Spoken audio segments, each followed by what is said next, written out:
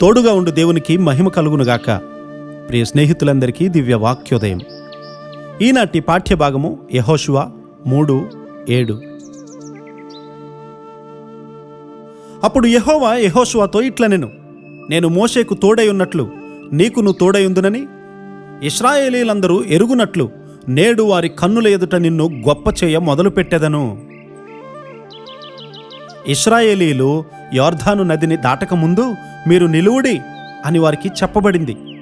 యొర్దాను నది వరదతో పొంగుచున్నప్పుడు దేవుని మందసాన్ని మోసుకొని పోతూ ఉండగా నీళ్ల దరికి వచ్చి నిలువుడి అని అంటే ఎలా ఉంటుందో ఊహించండి.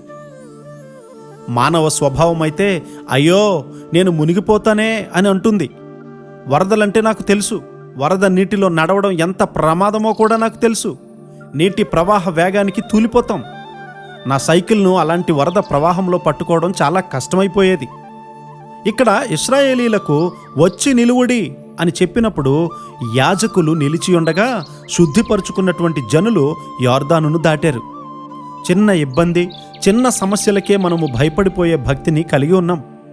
అది చాలా విచారకరము.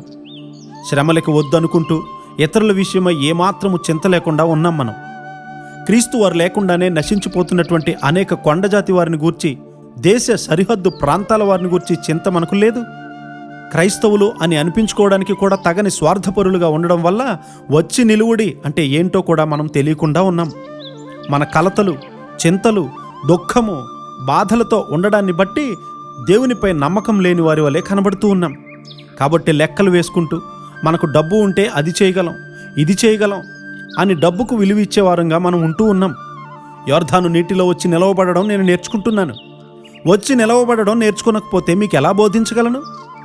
నేను ఆచరించకుండా బోధిస్తే అంతా బోటకమే కదా.